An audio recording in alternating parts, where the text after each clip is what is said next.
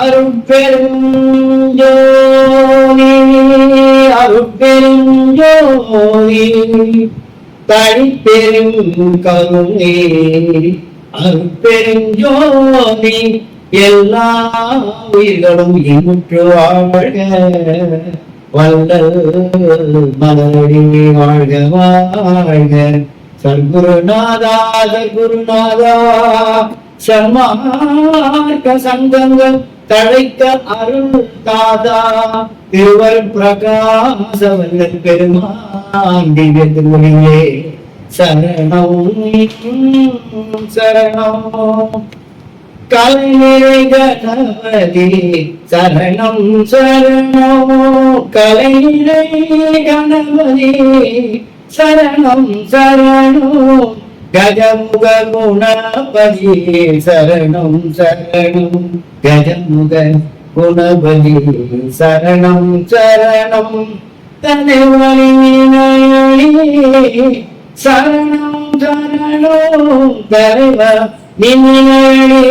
சரணம் சரணம் சரவண பவகுக சரணம் சரணம் சிலை மலை உடையவா சரணம் சரணம் சிலை மலை உடையவா சரணம் சரணம் சிவ சிவ சிவ சிவ சரணம் சரணம் சரணம் சரணம் உமை சிவை அம்பிகை சரணம் சரணம் உமை சிவை அம்பிகை சரணம் சரணம் கலைநிறை கணபதி சரணம் சரணம் தாயாகி தந்தையுமாய் தாங்குகின்றதே தாயாகி தந்தையுமாய் தாங்குகின்றதே தன்னைகளில்லாத தனித்தலைமைகள் வாயார வாழ்த்துகின்றார் மனத்தமர்ந்த தெய்வம் மலர்களில் சென்னி மிசை வைத்த பெருந்தே காயாது கனியாகி கலந்திடிக்கும் தெய்வம் காயாது கனியாகி கலந்திடிக்கும் தெய்வம் கருணை தெய்வம் முற்றும் காட்டுவிக்கும் தெய்வம் சேயாக என்னை வளர்ப்போம் தெய்வமுகாதெய்வம் சேயாதை வளர்க்கும் தெய்வமுகாதெய்வம்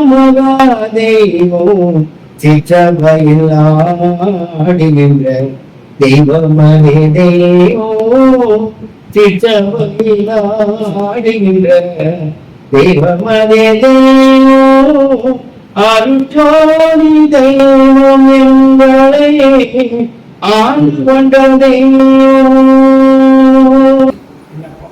எல்லாமுடைய அருட்பெரும் ஜோதி அற்புத கடவுளே இது தொடங்கி எக்காலத்தும் சுத்த சன்மார்க்கத்தின் முக்கிய தடைகளாகிய சமயங்கள் மதங்கள் மார்க்கங்கள் என்பவற்றின் ஆச்சார சங்கற்ப விகற்பங்களும் வருணம் ஆசிரமம் முதலிய உலகாச்சார சங்கற்ப விகற்பங்களும் எங்கள் மனதில் பற்றா வண்ணம் அருள் செய்தல் வேண்டும்.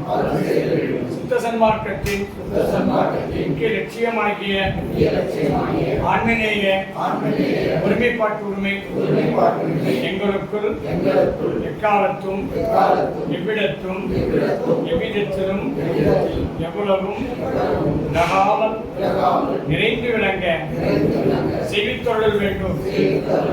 நாம் ஆகிய தனிப்பெரும் தலைமை அற்பெருஞ்சோதி ஆண்டவரே தேவரே திருவுள் பெருங்கருணைக்கு வந்தனம் வந்தனம். வாழையடி வாழையென வந்த திருக்கூட்ட மரபை சார்ந்த வெயில்களே, வாழையடி வாழையென வந்த திருக்கூட்டமரவை சார்ந்த என்பர்களே, தாயை பெரிதும் தயவுடைய தந்தை, தாயை பெரிதும் தயவுடைய தந்தை, உலகை உயிர்க்க வந்த வள்ளல் ராமலிங்க பெருமானாரின் திருவருளால் இது நடக்கிறது. காய்ந்த வயிற்றுக்கு கஞ்சி வார்ப்பதை கடமையாக அல்ல அல்ல கடவுள் வழிபாடாகவே கொண்டு வாழ்ந்த தவத்திரு கண்ணியப்படிகளாரின் திருவருளால் இது நடக்கிறது. எண்ணிக்கையில் குறைவாக இருந்தாலும் கூட எண்ணத்தில் மேம்பட்டிருக்கின்ற சன்மார்க்கத்தில் தோய்ந்திருக்கின்ற தங்களுடைய வருகையால் இது அளவுக்கு அளவு சேர்க்கிறது.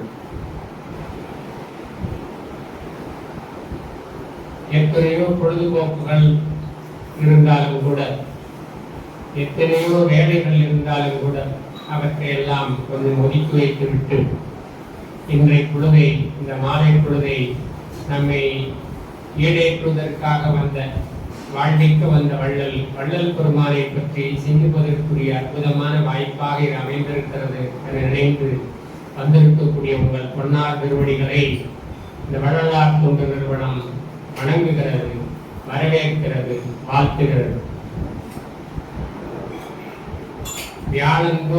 வியாழந்தோறும் நடக்கக்கூடிய இந்த ஞான வேள்வியில் வள்ளல் பெருமானை வழிபடுவது என்பது தங்களுக்கு வாய்த்த ஒரு வரம் என்றால் அது மிகையாகாது. சடங்காக சம்பிரதாயமாக எத்தனையோ வழிபாட்டு முறைகள் இருக்கின்றன என்பதை வெளியே சொல்லித்தான் தெரிய வேண்டும் என்பது அல்ல. அப்படி அல்லாமல் உங்களை எல்லாம் சரியான பாதையில் நடத்தி உயிரிக்க வைப்பதற்காக வந்த அற்புதமான மகான் வள்ளல் பெருமான் என்று சொன்னால் அது மிகையாகாது. அந்த பெருமானை பற்றி இந்த மாலை பொழுதில் சிந்திப்பதற்காக தன்னுடைய சிந்தனை மலர்களோடு வந்திருக்கிறார் நம்முடைய ஐயா செல்வபூமி அவர்கள். அவர்களை வருக வருக வருக வருக. எங்களை போன்றவர்கள் எல்லாம் பேச்சாளர்களாகவே இருந்து கொண்டிருக்கிறோம். ஆனால் ஒரு அருளாளராகவே வந்து இங்கே இருந்து அருளை அவர் எப்படி பெற்றார் என்பதை நம்மோடு பகிர்ந்து கொள்வது ஒரு முறை. அருளை தாங்கள் எப்படி பெற்றுக் கொள்ளலாம் என்பதற்குரிய வழிமுறைகளையும் அவருக்கு கிடைத்திருக்கக்கூடிய பயிற்சி, அனுபவம், சாதகம் இவற்றையெல்லாம் நம்மோடு பகிர்ந்து கொள்வதற்காக இங்கே வந்திருக்கிறார். உண்மையிலே எனக்கெல்லாம் ஏதாவது சந்தேகம்னு வந்ததுன்னு சொன்னா அது ஐயா செல்வபூரி ஐயாத்தை தான் கேட்பேன். ஐயா இப்ப என்னன்னு தெரியலையே அப்படின்னு சொல்லி. ஏன்னு கேட்டா அவங்க எல்லாம் வந்து உண்மையிலே பயிற்சியில் இருக்கக்கூடியவங்க. சும்மா வெறுமனை புத்தகத்தை படிச்சுட்டு போறது இல்லை. பயிற்சியில் இருந்து பெருமான் என்ன சொல்றார் அப்படின்றத சொல்லக்கூடியவங்க. அந்த அளவில் நமக்கு இந்த மாலை பொழுது உண்மையிலேயே அவர் இங்கே வந்து நம்மோடு பங்கேற்று தன்னுடைய சிந்தனைகளை பகிர்ந்து கொள்வது என்பது நம்மை ஈடேற்றுவதற்காக வாய்த்த அற்புதமான தருணம் என்று சொன்னால் அது மிகையாகாது. எப்பாரும் எங்கனமும் சென்று எந்தையுடைய திருப்புகளை அவர் எங்கெங்கும் பரவி பாடிக்கொண்டு வந்திருக்கக்கூடியவர். அப்படிப்பட்டவர் உண்மையிலேயே. அது மட்டும் இல்லை, ரொம்ப எளிமை, ரொம்ப அடக்கம். அதை பற்றி வெளியில எந்த இடத்துலையுமே வந்து ஒரு துளியோட சொல்லிக்க மாட்டாங்க. அவங்க மலேசியா, சிங்கப்பூர், பெங்களூர் எங்கெல்லாம் போய் பேசியிருக்காங்க. இப்பவும் அங்கிருந்து அவங்களுக்கு ஏதாவது ஒரு ஐயப்பாடு இருக்கு வேணால் இப்பவும் அவங்ககிட்ட கேட்டுக்கிட்டு தான் இருக்கிறாங்க. அந்த அளவுக்கு நிறைகுடமாக இருக்கக்கூடியவர். இதற்கு மேல் நாம் நீட்டி பேச நினைக்க பயந்து அவரை வருக வருக வருக அழைத்து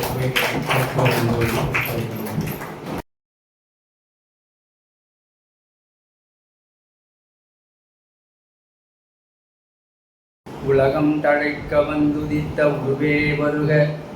ஓதாதே உற்ற கலைகள் அனைத்தனையும் உணர்ந்தோய் வருக. ஒன்று இரண்டற்று இலகும் பரமானந்த சுக இயல்பே வருக. இம்பத்தம்மை இரவாகதியில் ஏற்றுகின்ற இறையே வருக.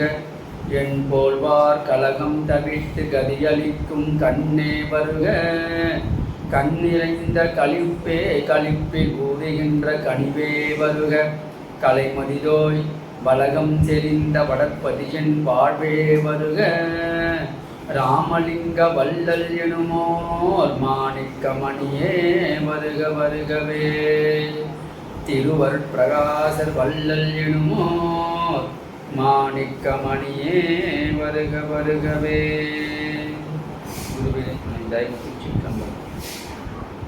எல்லாம் வல்ல அருட்பெரும் ஜோதி ஆண்டவரின் கருணையினால இன்று நாம் இந்த சத்விசார திருக்கூட்டத்தில் நெசப்பாக்கம் சன்மார்க்க சங்கம் மிக அற்புதமான வரலாற்று சிறப்புமிக்க தெய்வீக சன்மார்க்க சங்கம் கன்னியப்பன் சாமியினுடைய குரு அருள் ஆசீர்வாதத்தால் இந்த ஸ்தலம் சன்மார்க்க சபையாக சன்மார்க்க சிந்தனையாளர்கள் கூடுகின்ற இடமாக விளங்குகின்றது.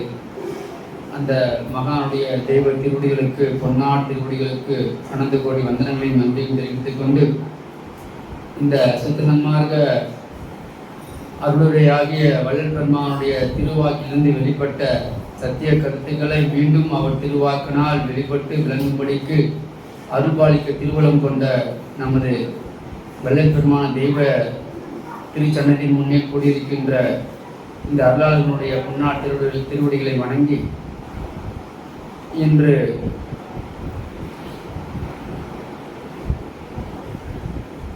ஆன்மாவும் 7 திரைகளும் என்ற ஒரு தலைப்பில் இங்கே திருவள்ளுவர் நமக்கு விளக்கம் தர திருவிழம் கொண்டுள்ளார். அந்த வகையில் நம்முடைய வள்ளல் பெருமான தெய்வ திருவடிகளுக்கு கொடான கோடி நன்றிகளையும் வந்தனையும் தெரிவித்துக் கொண்டு அவர் திருவள்ளுவர் வார்த்தையாய் நம்மிலிருந்து வெளிப்பட்டு விளக்கத்தை தந்தருளி அந்த விளக்கத்தை அறிந்து கொள்கின்ற உணர்ந்து கொள்கின்ற அனுபவத்தில் பெறக்கூடியதாய் அமைக என்பதாக அவரிடத்தில் விண்ணப்பம் செய்து கொண்டு பணிந்து நிற்கின்றோம்.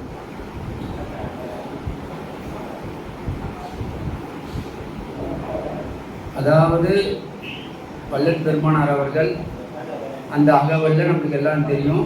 அந்த 7 திரைகளை பற்றி ஐயா அவங்க பாடியிருப்பாங்க. அதில் 7 திரைகள் சொல்லும்போது கரவி மாமாயை கரும் பெரும் திரையார் அரசது மறைக்கும் அருட்பெரும் ஜோதி பேரொரு நீல பெருந்திரை அதனால் ஆவியில் மறைக்கும் அருட்பெரும் ஜோதி பச்சை திரையால் பரவலி அதனை அச்சுர மறைக்கும் அருட்பெரும் ஜோதி செம்மை திரையால் சித்துரு வெளியை அண்மையில் மறைக்கும் அருட்பெரும் ஜோதி பொன்மை திரையால் பொருளுரு வெளியை அண்மையில் மறைக்கும் அருட்பெரும் ஜோதி வெண்மை திரையால் மெய்ப்பதி வெளியை அண்மையில் மறைக்கும் அருட்பெரும் ஜோதி கலப்பு திரையால் கருது அனுபவங்களை அளப்பற மறைக்கும் அருட்பெரும் ஜோதி. அப்புறம் தத்துவ நிலைகளை தனித்தனி திரையால் அத்தகைய அருட்பெரும் ஜோதி விடய நிலைகளை வெவ்வேறு திரைகளால் அது மொத்தம் 9 திரைகள். அதில் 7 திரைகள் மட்டும்தான் நம்ம ஆன்மா அந்த உருண்டை பகுதியில் ஆன்மாவும் 7 மாயா திரைகளும் 7 திரைகளும் மொத்தம் 7 திரை தான் இப்போ ஞான சபையில் வைக்கப்பட்டிருக்குது. அந்த 1872 வள்ளல் பெருமான் ஞான சபையில் ஜோதிஷம் காட்டும் போது அவருடைய அனுபவம் 7 திரைகள் தான். அகவல் எழுதும்போது மேற்படி 2 திரைகள் உண்டு என்பதாக அவருக்கு திருவருளால் அனுபவத்தில் வர அந்த 2 திரைகளையும் அந்த அகவலில் கொண்டாடுறாங்க. இப்போ 7 திரைகளை பற்றி சொல்லும் போது திரைகள் என்று சொல்லுவது எது, அந்த திரைகள் எதை மறைத்து கொண்டு உள்ளது, மறைத்து அந்த திரைகள் எதை மறைத்து கொண்டு உள்ளது, அது எதுவாக இருக்கின்றது, நல்லா இந்த சிந்தனைக்கு நீங்கள் எடுத்துக்கணும். அப்போ தான் கொஞ்சம் நல்லா தெளிவாக இருக்கும். திரைகள் 7, அது 7 மட்டும் வச்சுருப்போம். திரைகள் 7 திரைகள் என்பது எதை மறைத்து கொண்டு உள்ளது. ஸோ அதை நம்ம முதல்ல தெரிஞ்சுக்கணும். அது ஆன்மாவை மறைத்து கொண்டு உள்ளதுன்றது நம்மளுக்கு எல்லாருக்கும் தெரியும். ஆன்மாவை மறைத்து கொண்டு இருக்குது 7 திரைகள். அந்த 7 திரையினுடைய தன்மை என்ன, அது எதனால் அதை மறைத்து கொண்டு உள்ளது.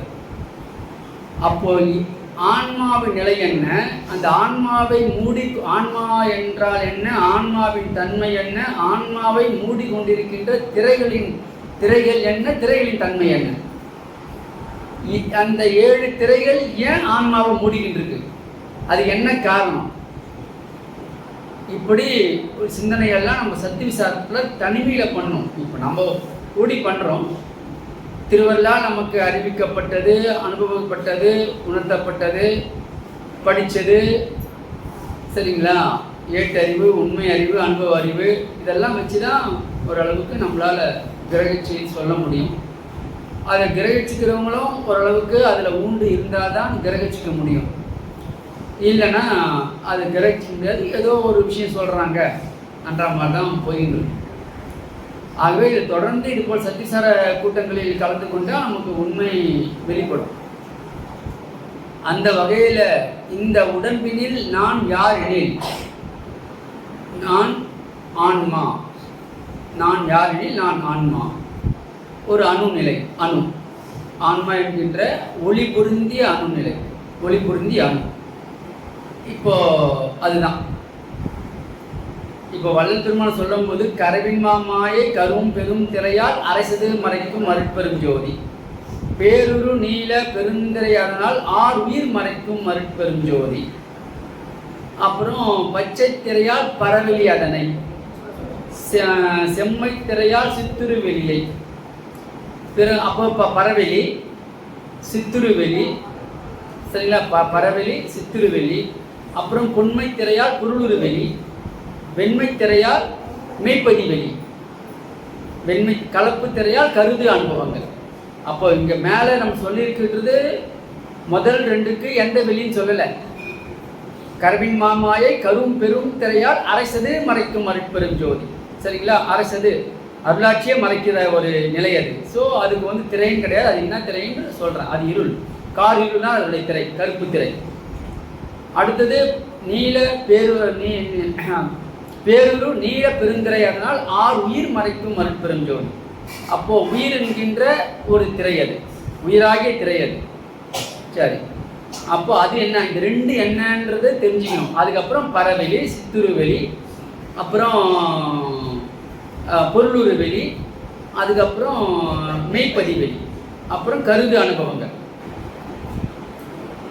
இந்த மறைப்பெல்லாம் இருக்கு பார்த்தீங்களா, இது ஆன்மாவை மூடி இருக்கிறதா சொல்லப்படுது இல்லைங்களா. இந்த ஆன்மா என்பது ஆதியில் வந்தது. ஆன்மா என்பது அது தோன்றாதது, அது என்றும் உள்ளது அப்படின்னு சொன்னாலும் அது ஒரு அணு நிலையில காரியப்படலை, ஒரு ஆற்றல் தான் இருந்தது, ஒரு ஆற்றல் வடிவில் தான் இருந்தது. அதுக்கப்புறம்தான் பரிமாண வளர்ச்சிப்படி தான் அது ஒரு அணு நிலையை அடையுது.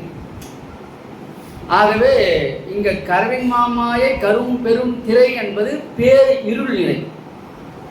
அப்போ இது ஆன்மாவில் இத்தனை திரைகள் இருக்குதுன்னாவே அது புதுசா வந்தது கிடையாது, ஆன்மாவை மறைக்கிறது கிடையாது. அது வெட்ட வெளியில காரியப்பட்ட திரைகள், வெட்ட வெளியில காரியப்பட்டு கொண்டிருந்த திரைகள் தான் இப்போ அது அருட்பெரும் ஜோதியே மறைத்து கொண்டிருந்த திரைகள். அருட்பெரும் ஜோதினா என்னன்னு வெளிப்படாத மறைப்பா இருந்த நிலை, சரிங்களா. அது இப்போ அது பிரபஞ்சத்தில் இருக்கிற அருட்பெரும் ஜோதியை மறைத்து கொண்டிருந்த திரைகள் இப்பொழுது இந்த சிற்பிரபஞ்சத்தில் ஆன்மாவாய் இருக்கின்ற அருட்பெரும் ஜோதியை மறைத்து கொண்டுள்ளது. ஆகவே இது புதுசா வந்துடல, ஏற்கனவே இருக்கிற திரை, அண்டத்து திரை இப்ப பிண்டத்தில் காரியப்படுது. அப்ப அண்டத்துல எப்படி காரியப்பட்டது அப்படின்னு தெரிஞ்சுக்கிட்டா அது பிண்டத்திலையும் இப்படி காரியப்படுது. அதை மாற்ற முடியாது, அது இயற்கை சட்டம், இயற்கை நியதி, அனாதியாவே அது அப்படிதான் அப்படின்னு நம்ம தெரிஞ்சுக்கணும். அப்போ நம்ம மனிதனா பிறந்த நமக்கு, இந்த தேகத்தில் பிறந்த நமக்கு இந்த 7 திரைகள் உண்டு என்பது புதிதாக சேர்ந்ததல்ல, அது அனாதியாகவே இருக்கின்ற ஒரு மறைப்பு நிலை. அது இப்பொழுது இங்கு அனுபவப்படுது. இந்த மனித தேகத்தை ஆன்மா எடுக்கும்போது அப்போது எப்போ அனுபவப்படும், அதுக்கு அந்த இறைவனை தேடி செல்லும் போது தான். அந்த இறைவனை தேடுவதற்கு முன் இறைவன் எங்கே இருக்கின்றான், தன்னை அறிய தனக்கு ஒரு கேடில்லை என்ற மாதிரி தன்னை அறிய முற்படும் போது அந்த திரைகள் நமக்கு அனுபவப்படும். பிறகு கடவுளை அடைய, கடவுள் அருளை பெறுவதற்கு முயலும் போது அந்த திரைகளுடைய அனுபவம் நமக்கு வரும். மற்றபடி சாதாரணமாக இருக்கிறவங்களுக்குலாம் அந்த திரைகளை பற்றி எண்ணமே கிடையாது, எண்ணம் வராது. முதல்ல அது கூட நமக்கு எங்கேருந்து வருது? சுத்த சன்மார்க்கத்தை தான் திரைகளை பற்றி பேசுகிறோம். எந்த சமய கோயிலில் பேசுகிறாங்க? எங்கே யார் பேசுவாங்க? கேட்டிருக்கிறீங்களாங்கன்னா வைணவ கோயிலில் உட்காந்து கேட்டிருக்கிறீங்களா? இல்லை சிவஸ்தலத்தில் கேட்டிருக்கிறீங்களா? 7 திரைகளை பற்றி எதனா நம்மளுக்கு தெரியுமா? இதுக்கு முன்னாடி இத்தனை ஆண்டுகளாக சன்மார்க்கத்தை இவ்வளோ வயசில் இருக்கிறீங்க. நாம் 20 ஆண்டு தான் ஆகுது. நீங்களாம் பெரிய ஆளுங்க, நீங்களாம் எத்தனையோ ஆண்டுகளாக இருக்கிறீங்க. அப்போ நீங்கள் எத்தனையோ கோயில்களுக்கு போயிருப்பீங்க. அங்கே சொல்ல கேள்விப்பட்டிருக்கிறோமா திரைகள்னு? அம்பாள் முன்னாடி திரையை போட்டிருப்பாங்க, சிவனுக்கு முன்னாடி திரையை போட்டிருப்பாங்க. பூஜை பண்ணும்போது திரைகள், அப்புறம் விளக்கிடுவாங்க. நம்ம பார்த்து வருவோம். அம்பாளுக்கு அபிஷேகம் நடக்குது, திரையை போட்டிருக்கிறாங்க. அப்புறம் மிஞ்சி போனால் சிதம்பர தரிசனத்தில் திரையை போடுவாங்கன்னு கேள்விப்பட்டோம். அதோட முடிஞ்சு போச்சு. அந்த திரை எதுக்கு போட்டிருக்குது, அதோடைய தன்மை என்ன, மற்ற எத்தனை திரை இருக்குது ஒன்றுமே தெரியாது, ஜீரோ. என்னது? அப்போ சைவ சமய மதங்கள் எல்லாம் நம்முடைய அறிவு விளக்கம் இல்லாமல் ஜீரோ நிலையில் வச்சிருக்கு. இதுவே சாட்சி. நம்ம யார் என்று அறிவதற்கு தடையாயிருப்பது திரைகள். அதை பற்றி எந்த கோயிலும் பேச்சு கிடையாது, எந்த சமயங்களிலும் பேச்சே கிடையாது. ஆனால் வள்ளல் பெருமானார், பரம கருணாநிதியாகி அருட்பெரும் ஜோதி வள்ளல் பெருமானார், அடே உன்னை தெரியாமல் மறைத்து கொண்டிருக்கின்ற மறைப்பு இந்த திரைகள். அது உன்னையும் மறைக்குது, உனக்கு ஆதாரமான தலைவன் என்கிற அருட்பெரும் ஜோதியும் மறைக்குதுடா. அதனுடைய தன்மை என்ன உணர்ந்து அதை விலக்கி கொள்ள முயற்சி பண்ணு. திருவருள் காரியப்படும் போது அந்த திரைகள் விலகும். உன்னை நீ அறிவாய், உன்னில் இருக்கிற அருட்பெரும் ஜோதி அறிவாய், நீயே கடவுளாவாய்ன்னு சொல்லி நம்மளுக்கு பாடம் எடுக்கிறார் சுத்த சன்மார்க்கத்தில். இப்பேற்பட்ட பெரிய பாடம் எந்த யூனிவர்சிட்டியில் கிடைக்கும்? மெட்ராஸ் யூனிவர்சிட்டியில் கிடைக்குமா, அண்ணாமலை யூனிவர்சிட்டியில் கிடைக்குமா? இந்த பாடம் எங்கே போனாலும் கிடைக்காது. ஆக்ஸ்போர்டில் பல்கலைக்கழகத்தில் போனாலும் கிடைக்காது. சன்மார்க்க சங்கம் என்கின்ற ஒரு மாபெரும் இடம் தான் இந்த கதை. அப்பேற்பட்ட பாடம்தான் ஆன்மாவை பற்றிய விளக்கம் இல்லாமல் இருக்கின்ற நம்மை மூடிக்கொண்டிருக்கின்ற திரைகளை பற்றி பேசுகிறார் பெருமான். அப்போ இங்கு என்ன நிலை, என்ன எது மறைத்து கொண்டிருக்கின்றது? கருவின் மாமாயை கரும் பெரும் திரையால். சரிங்களா? அது அறியாமை என்கின்ற இருநிலை. அப்படியே கேட்டுக்கிட்டே வாங்க, ஞாபகம் வச்சாங்க.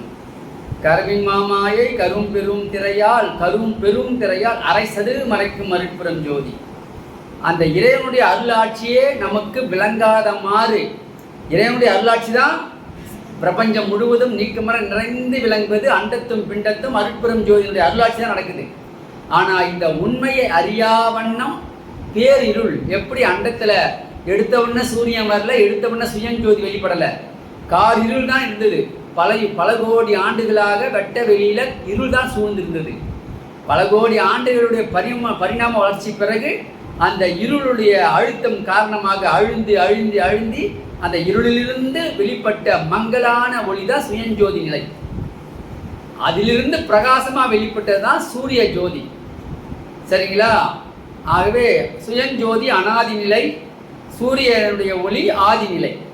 சரிங்களா? ஆதியும் அந்தமும் அறிந்தவன் நீயே. சரிங்களா? அதனால அந்த பேரறிவுலாம் பெருமானாருக்கு தெரியும். பிரபஞ்சம் எப்படி இருந்தது, அதிலிருந்து வெளிப்பட்ட உண்மை என்ன, எது வெளிப்பட்டது, எப்படிலாம் வெளிப்பட்டதுன்னா அவர் அத்துபடியாக எல்லாத்தையும் விளக்குறாரு. அகவல்லையும் மற்ற எவ்வளவோ நமக்கு கிடைக்காத போயிடுச்சு, எவ்வளவோ செய்திகள் நமக்கு கிடைக்காத போயிடுச்சு. கிடைச்சி வரையும் நம்ம தப்பிச்சோம்னு நினச்சிக்க வேண்டிதான். ஆகவே அந்த நிலையில் வரும்போது அறியாமை என்கின்ற இருள்நிலை. அடுத்தது பேருரு நீல பெருந்திரை, அதனால் ஆறுயிர் மறைக்கும் அருட்பெரும் ஜோதி. பிறகு அந்த இருள் நிலையிலிருந்து அந்த ஆகாசம் என்கின்ற சுயஞ்சோதி நிலை.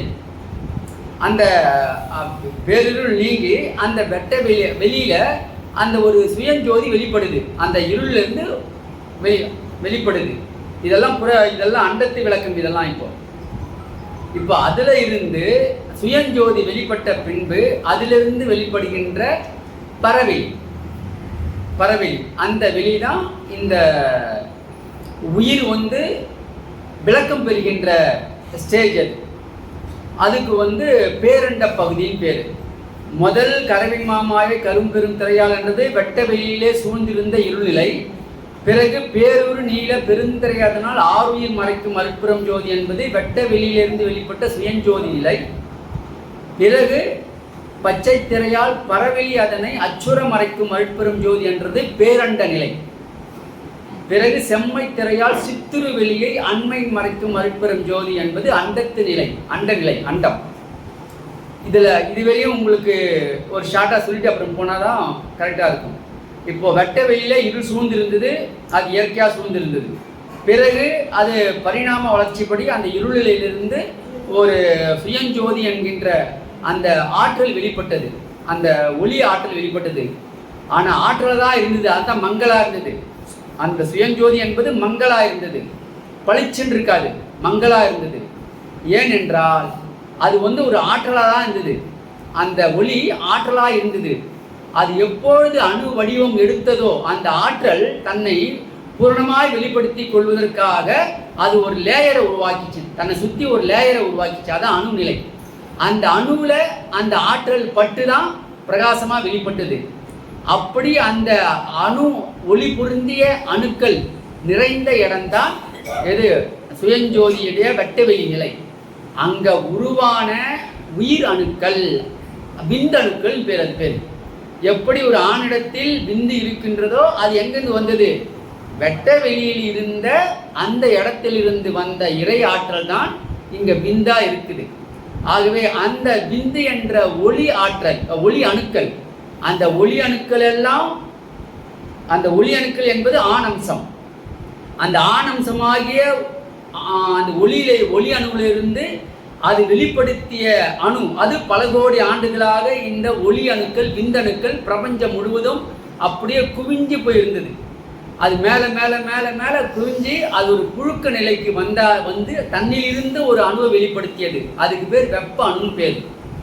இந்த விந்து அணு என்பது சிவம், வெப்ப அணு என்பது சக்தி. இந்த ரெண்டும் சேர்ந்தது தான் அந்த வெட்ட வெளியில சுயஞ்சோதி நிலையிலிருந்து உருவெடுத்தது. பிறகு அந்த ரெண்டு அணுக்களும் ஒன்று சேர்ந்து இணைந்த இடம் பேரண்டம், பேரண்ட பகுதி. வெட்டவெளி, சுயஞ்சோதி வெட்டவெளி, காரிருள் வெட்டவெளி, சுயஞ்சோதி வெட்டவெளி, அடுத்தது பேரண்டம். இந்த பேரண்டத்தில் ஆணணு பெண்ணணு ஆகிய விந்தணுவும் நாதணு வெப்பணு ஒன்றாக கலந்து கருவறை போல அந்த பேரண்டம் விளங்கியது. அதான் கருவறை. இந்த தாயின் கருவறை சொல்றோம் இல்லையா? ஆணுடைய விந்தும் பெண்ணுடைய அணுக்கள், ரெண்டு அணுக்கள் சேர்ந்து தான் கருவறையில் இதாவது. அதே போல அண்டத்தில் நடக்கிற நிகழ்ச்சி இப்போ நடக்குது. அதே தான் இந்த பிண்டத்தில் அந்த அறிவாக வெளிப்பட்டது. அப்போது அண்டத்தில் வெளிப்பட்ட அறிவு இப்போ பிண்டத்தில் அது, அப்போ அது பெரிய பிரபஞ்சம், இது சிற்பிரபஞ்சம். அதுக்கு எதுக்கு வித்தியாசமே கிடையாது. கண்ணால் பார்க்க முடியாதெல்லாம் இங்கே பார்த்துடலாம்.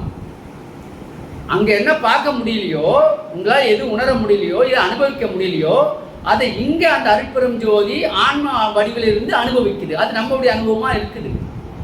இப்படி இந்த கருவறையாகிய பேரண்டத்தில் இந்த விந்து அணுவும் வெப்ப அணுவும் ஒன்றா சேர்ந்து ஒரு சுழல் உண்டாகும். இது மாதிரி கோடிக்கணக்கான சுழல்கள் அண்டத்தில் உருவாகும். அதெல்லாம் அப்படியே இருக்கா. தனியாக ஒரு நாளைக்கு தனியாக அணுவை பற்றி பேசுவோம்.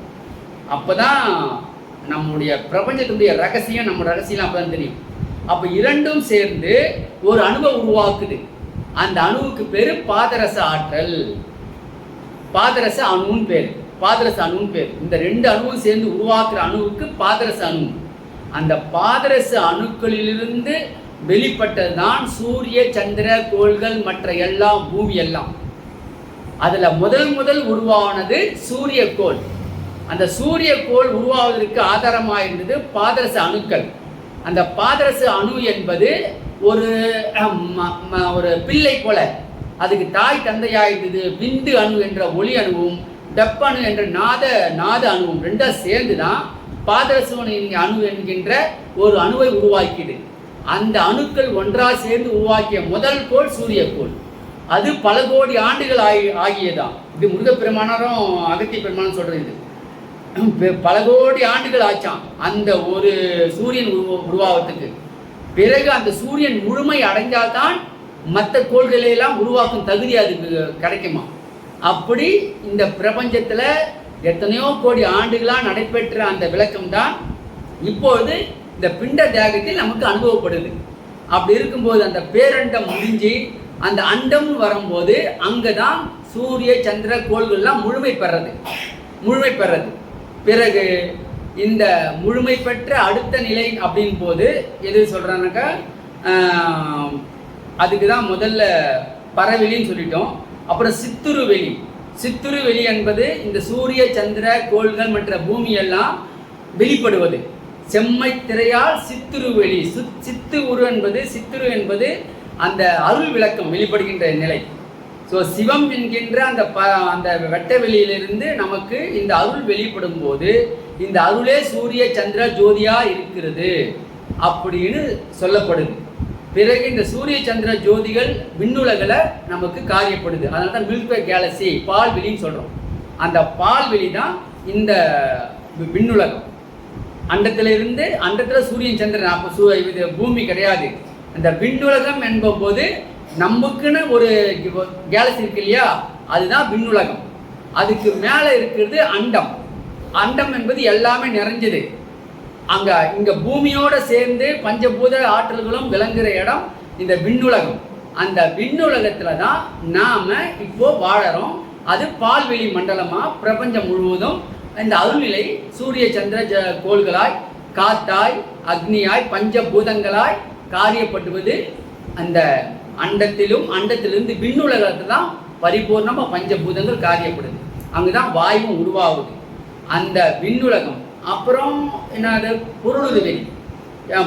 பொன்மை திரையால் பொருளுரு வெளியை அண்மையின் மறைக்கும் அருட்பெரும் ஜோதி. அந்த விண்ணுலகிலிருந்து நமக்கு என்ன கிடைக்குது? இந்த பூமி என்கின்ற பொருள் நிறைந்த இந்த பூமியில நம்ம வாழணும். சரிங்களா? வெட்ட வெளியில வாழ்ந்தோம், காரிருள்ல வாழ்ந்தோம், அப்புறம் சுயஞ்சோதி என்ற நிலையில இருந்தோம். சுயஞ்சோதியிலிருந்து வெளிப்பட்டு பரவெளி என்கின்ற பேரண்ட நிலைக்கு வந்தோம்.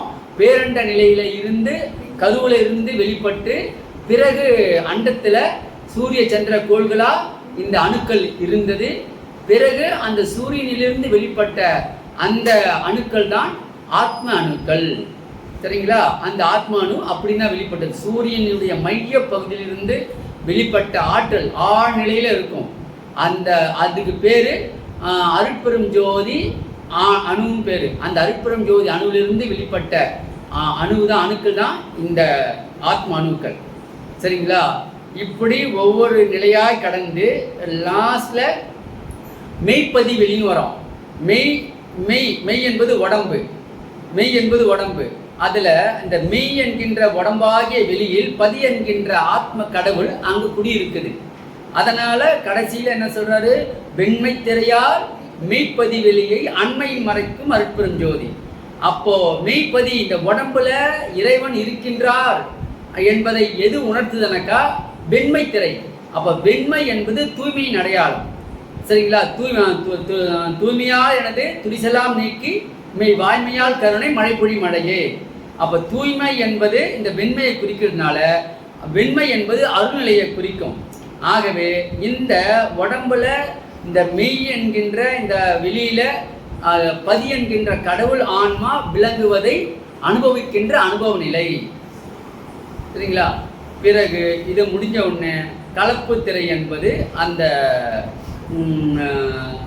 கருது அனுபவங்கள். ஒரு ஆன்மாவுக்கு எல்லா விதமான அனுபவங்களையும் கடந்து தான் யார், தன்னுடைய தலைவன் ஆதாரமாகிய தலைவன் யார் என்ற உண்மையை அறிந்து கொள்வதற்கு ஏதுவாக இருப்பது அந்த கருத்தில் நாம் கருதிய அத்தனை உண்மையும் வெளிப்பட்டு விளங்கிவிடும் இந்த ஆத்ம பீடம். அதனால தான் இது கலப்பு. இது வெண்மை திரையால் மெய்ப்பதி வெளியை அண்மையின் மறைக்கும் அருட்பெரும் ஜோதி. அந்த ஆன்மாவில் தான் இந்த அனுபவம் விளங்கும் அப்படின்றதா சொல்லப்படுது. கடைசியில அந்த ஆதி நிலையாகிய அந்த மெய்ப்பதி நிலையை கடந்து வரும்போது நமக்கு கடைசியா வர்றது கலப்பு திரையால் கருது அனுபவங்களை அளப்பற மறைக்கும் அருட்பெரும் ஜோதி என்பது அதான் சிவா அனுபவம். கடைசியா சிவா அனுபவத்துல முடியுது. அப்போ நம்முடைய கருத்தில் கருதிய அந்த கருத்தை எல்லாம் என்னன்னு கருதுறோம். இத்தனை நிலைகளையும் கடந்து நாம் வரும்போது கடைசியாக நமக்கு அந்த சிவ அனுபவ நிலை சித்திக்கும். இப்படி இந்த ஆன்மாவுக்கு ஆதியிலேயே அனாதி நிலையிலேயே இந்த இயற்கையாகவே இத்தனை திரைகள் பிரபஞ்சத்தில் காரியப்பட்டு கொண்டிருந்தது. அது இப்போ இந்த சிற்பிரபஞ்சமாகி இந்த தேகத்தில் காரியப்படும் போது என்னவா காரியப்படுது? அறியாமை என்கின்ற மாயா சக்தியாய் காரியப்படுது. பிறகு கிரியா சக்தியாய் மாயா சக்தி, அப்புறம் கிரியா சக்தியாய் காரியப்படுது, அப்புறம் இச்சா சக்தியாய் காரியப்படுது, அப்புறம் ஞானா சக்தியாய் காரியப்படுது, அப்புறம் ஆதிசக்தியாய் காரியப்படுது, பிறகு சிற்சக்தியாய் காரியப்படுது. 6 சக்தியாக காரியப்படுது. இப்போ இந்த 6 சக்திகளும் சக்தி சக்தின்னு சொல்கிறோம். அப்புறம் இது ஏன் நமக்கு மறைப்பை உண்டு பண்ணுது அப்படின்னாக்கா, ஒரு ஆன்மா இறைவனுடைய உண்மைத்தன்மை 2 நிலையில இருக்குது. இறைவனுடைய தன்மை ஒன்று தான், அருள் தான். ஆனால் அந்த அருள் 2 நிலையிலே நமக்கு அனுபவமாகுது. ஒன்று அறக்கருணை, இன்னொன்று மரக்கருணை. அறக்கருணையும் தனி, மரக்கருணையும் தந்து வாழ்விக்கும் உண்மை பதம். அப்போ 2 விதமான அனுபவத்தில் இந்த அருள்நிலை காரியப்படுது. அப்போ பக்குவப்பட்ட உயர் ஆத்மாவுக்களுக்கு பிறப்பி எடுக்கும் போது அறக்கருணை தான் வேலை செய்யும். ஆனால் பக்குவப்படாத அப்பக்கத்தில் இருக்கிற பக்குவப்படாத ஆன்மாவுக்கு மரக்கருணை தான் வேலை செய்யும். ஆனால் அந்த மரக்கருணை என்பதும் அருள்நிலை தான். ஆகவே பித்தாடும் மாயைக்கு மேலே சுத்த பிரம்ம வெளியினில் பேரருளாலே சித்தாடுகின்றது பாரில் திருச்சிற்றம்பலத்தே திருநடை ஜோதி. இந்த அருள் என்பது எங்க காரியப்படுதுனாக்கா, மாயா நிலைக்கு உள்ளீடா இருக்குது அருள்நிலை. அருள் என்பது அருவ நிலை, அதான் உயிர்நிலை. உயிர் நம்மளுக்கு வெளியே தெரியுதா? எது வெளியே தெரியுது? மாயா தேகமாகிய மாயா நிலையாகி இந்த தேகம் தான் வெளியே தெரியும், உயிர் வெளியே தெரியாது. அதே போலதான் இறைவனுடைய அருள்நிலை ஒவ்வொரு வடிவிலும் அகப்பொருளாக இருக்குது. ஒவ்வொரு உயிரிலும், ஒவ்வொரு வடிவிலும், ஒவ்வொரு பொருளிலும், ஒவ்வொரு ஆற்றலிலும் அது உள்ளீடா இருக்கின்ற விஷயம். அந்த உள்ளீடா இருக்கிறது எதுவோ அதுவே தான் இந்த உடம்பாயும் இருக்கின்றது. இப்போ உயிர் அருட்பெரும் ஜோதி என்றால் இந்த உடம்பு அருட்பெரும் ஜோதி தான். இந்த உடம்பிலிருந்து வெளிப்பட்ட இந்த உணர்வும் அருட்பெரும் ஜோதி தான். ஸோ அருட்பெரும் ஜோதி தான் எல்லாத்துக்கும் ஆதாரம்.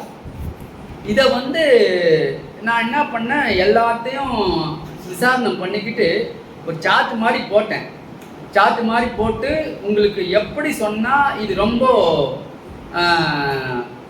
சீக்கிரமாக உங்களுக்கு புரிய வைக்கலாம் அப்படின்னு. ஏன்னா அந்த நேரத்தில் ஞாபகம் வர இதை பார்த்தா உங்களுக்கு சொல்லலாம் அப்படின்னு சொல்லிட்டு தான். இந்த கருப்பு திரை என்பது மாயா சக்தின்னு சொல்கிறோம் இல்லைங்களா, அது அறியாமை என்று தெரியும். அதே போல் நீலத்திரை என்பது கிரியா சக்தி. இது எப்படி வருதுனாக்கா, இப்போ மூலாதாரம், சுவாதிஷ்டானம், மணிப்பூரகம், அநாதகம், விசிக்தி, ஆஞ்ஞை, சகசரம் சொல்கிறோம் பாருங்க. இந்த 6 நிலைகளின் கடந்து 7வது சகசரம், அது கடைசி நிலை. இந்த 6 நிலைகள் இருக்கு பாருங்க. இந்த 6 ஆதார நிலைகளை தான் இங்க திரைகளா நமக்கு உள்ளது. இந்த 6 நிலைகளையும் கடந்து தான் நாம் வரணும். இப்போ மூலாதாரம் என்ன சொல்லுதுனாக்கா, அறிவு நிலை, அறியாமை காரிரு நிலை தான் மூலாதார நிலை. அந்த இடத்துல இருந்து அதுக்கு அறியாமைக்கு எது உங்களுக்கு ஆதாரமா இருக்குதுன்னா அறிவு தான் ஆதாரமா இருக்குது. அறியாமை என்கின்ற இருள் நீங்குவதற்கு எது தேவை? அறிவு என்கின்ற ஒளி தேவை. அந்த அறிவு என்ற ஒளி தான் கணபதி என்று சொல்லப்பட்டது. பிறகு அந்த மாயா நிலை, அந்த இருள் நிலையிலிருந்து அடுத்த நிலைக்கு வரும்போது இந்த கிரியா சக்தின்னு சொல்லப்படுது. அது என்னது?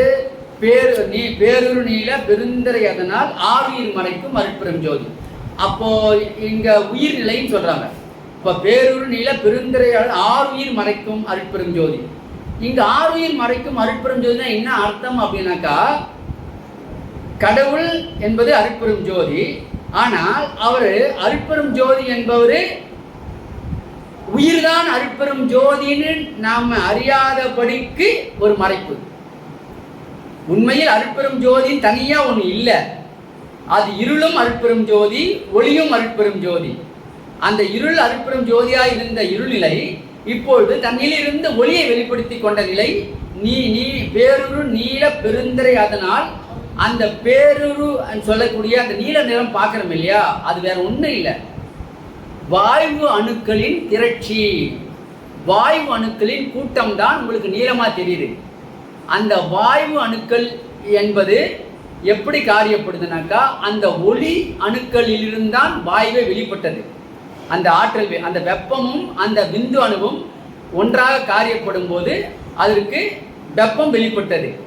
அப்போ அந்த இருக்கிற அந்த வெப்ப அந்த வாயு அணுக்கள் தான், வாயு அணுக்களுடைய கூட்டம் தான் உங்களுக்கு நீல கலர்ல தெரியுது. அதனால்தான் அந்த வாயுவுக்கு வந்து காக்கும் கடவுள் பேரு, அதான் மகாவிஷ்ணு. இப்போ இந்த நீல பேரு கிரியாசக்தி என்பது என்ன காரியப்படுதாங்க, உயிர் காரியப்படுது. பேரூரில் இருந்து அந்த உயிர் என்கின்ற சுயஞ்சோதி காரியப்பட்டதுனால உங்களுக்கு அங்க கிரியாசக்தி என்கின்ற படைப்பு தொழில் ஸ்டார்ட் ஆகும். அது சுவாதிஷ்டானம், அது பிரம்மன் அப்படின்னு சொல்லப்பட்டது. பிறகு அதிலிருந்து பச்சை திரையால் பரவலி அதனை, அப்போ அறியாமை என்கின்ற சடபோத மூடநிலை, அந்த மூடநிலை அந்த அணுநிலை வெறும் அணு, அதுக்கு உயிர் இயக்கமே சக்தியே கிடையாது, வெறுமனே மண்டி கடந்தது. அதிலிருந்து ஒரு அணு துணையும் என்னது இறையாற்றல் தன்னை வெளிப்படுத்தி கொள்ள முற்படவில்லை. இறையாற்றல் வெளிப்படாத மூடமாக இருந்த நிலைதான் அறியாமை என்கின்ற சடபோத அணுநிலை. அந்த சடபோத அணுநிலையிலிருந்து உயிர் இந்த அருட்பெருஞ்சோதி அதிலேயே இருந்தது. அது தன்னை வெளிப்படுத்தி கொள்ள முற்பட்ட போது கிரியை என்கின்ற அந்த அருட்செயல்கள் அந்த அண்டத்துல காரியப்பட ஆரம்பிக்குது. அதான் உயிர்நிலை. அதனால அந்த உயிர் என்பது படைக்கப்பட்டது. எதிலிருந்து? சடபோத அணுவிலிருந்து உயிர் அணு படைக்கப்பட்டது, உயிராற்றல் படைக்கப்பட்டது. அதனால அது பிரம்மன் சொல்லப்பட்டது. பிறகு பச்சை திரையால் பரவலி அதனை, அந்த உயிர் வெளிப்பட்ட உடனே உணர்வு என்கின்ற நிலை வெளிப்படுகிறது.